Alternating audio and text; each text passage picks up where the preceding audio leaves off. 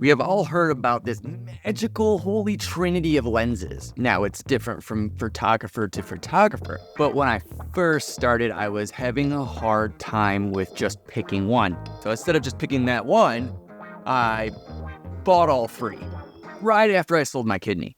But there is a fourth one that I feel may have been left out of this trinity, and I guess that would probably make it a quadrinity. Would you say that? A quadrinity? I'll show you at the end of this video which one that is. But first, I do have to say that after being overwhelmed with the amount of packages coming in, I was realizing what I had done, and by purchasing all these different lenses at the same time.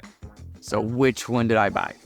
The 15 to 35 RF 2.8 wide angle. The 50 mil, also known as the Nifty 50. And the Grail lens, the 70 to 200 f 2.8. Huh, so good. So good. I was so excited just to put one on the camera when I first got it, to try and vlog with it. And it ended up being the 70 to 200. Needless to say, I realized very quickly that when you point it at yourself that close, you could pretty much see into your brain through your nose. That is not the lens you want to vlog with. It's a zoom lens. Just don't do it. Don't do it. However, what does work for the vlog, or even landscape photography for that matter, and videos, is the 15 to 35 millimeter RF 2.8. It's a perfect wide angle view lens, and you can get all the way up to that 35, and it's been amazing, even throwing it onto a gimbal, because you don't have to constantly rebalance that gimbal anytime you zoom in and you zoom out. It gives just the right amount of bokeh. No, not the flowers. Bokeh. But you can still capture everything around and on the side of you without being so in your face about it. You can also get super close up to something, just as you see in this picture. That was a 15 to 35. It almost looks like a macro shot, 11 inches close to that subject, to be exact. It's almost just that one and done type of lens. It's got internal stabilization on the lens, and it's got manual focus, it's got autofocus, and just take a look at it with stabilization on and with it off.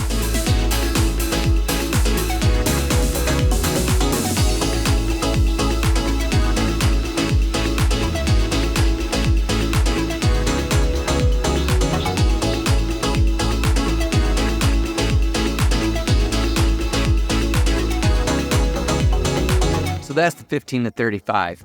Moving on to the Nifty 50, as they call it. So what's so nifty about this 50? It's got those 7 aperture blades. The more aperture blades that lens has, the more circular the out of focus elements are. And that is really good for high-end lenses that are way more expensive. But this you can just pick right up, $150.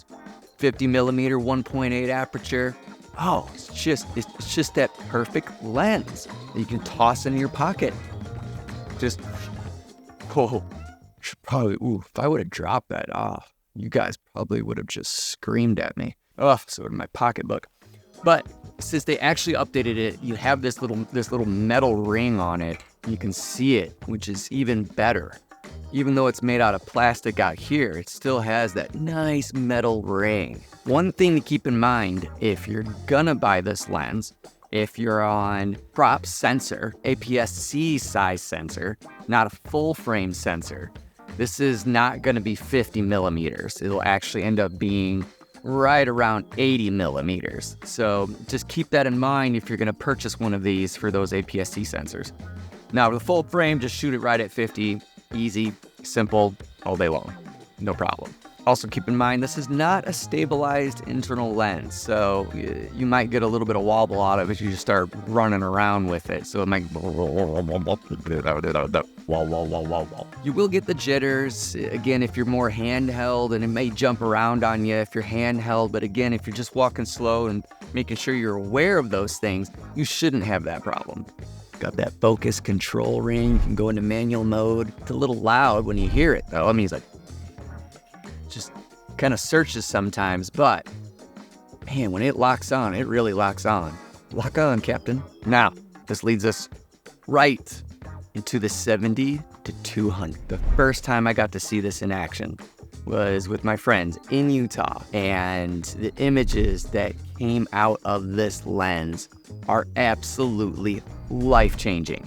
I mean, seriously, this lens will make everything right in the world, except your wallet. And it's just got that smooth lens, got a smooth throw to it.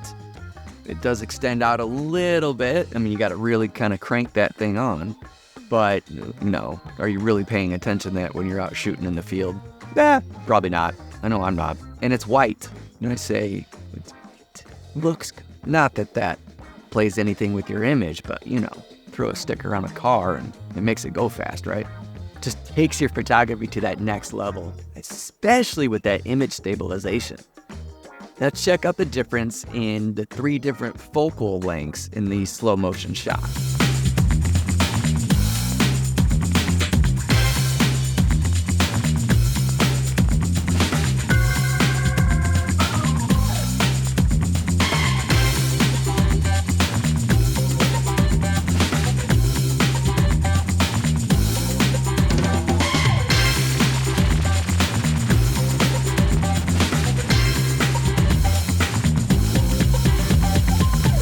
Different focal lengths really just brings out that tangible way of recording that you can record from different angles or get different effects through the different perspectives, just based on changing it from that 70 to 200 or 15 or 50, just all the different ones. Play with them all. You never know what you're gonna find. But wait, there is one more lens that I personally have not mastered. Yes, truly, this has been an absolute game changer when it comes to composition and perspective, and not just photography, but video too. Now, it's been out for a while, and so it's not earth-shattering news or anything, but it was world-changing for me, and it could be for you if you wanted it to. Now, I'm no master of this by any stretch, but yes, it is a macro lens. I mean, come on, a stabilized macro lens? It's like throwing a lowering kit on a Ferrari or putting a jet engine on a semi or sprinkles on a donut. You can literally walk into a forest and find Whoville, or point it in your ear and see your thoughts. I mean, the compression just melts everything around your subject. So what it entails on this lens is called SA control and spherical aberration. They can take the background of your photo and soften or harden the image being produced behind the subject. So let's play a game with it. Let's see if you can guess what the object is in these photos. Ready? Go.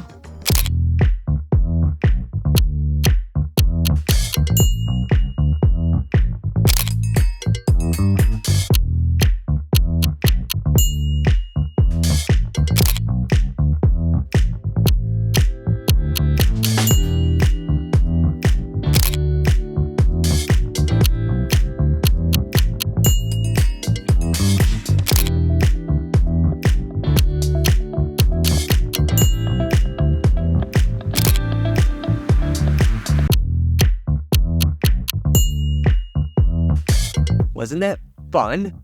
I just love how you can take something so ordinary and make something cool out of it, just with that lens. This kit literally gives you the focal range from 15 all the way up to 200, including those macro shots. That's it. Those are my top 3, nay, I say 4 lenses. The Trinity. They all have their positives and negatives, but all in all, they are just my essential lenses that any photographer or videographer can have in their arsenal. Let me know what you think. Are these lenses in your kit, or which one is your favorite? Do you have the same lenses? Do you have different ones that you would change out? Let me know in the comments. And if you like this video, play thumb war with the like button and win. Subscribe. And if you don't subscribe, a kitten cries somewhere. Save the kittens. Save them. Subscribe. And I'll see you on the next one.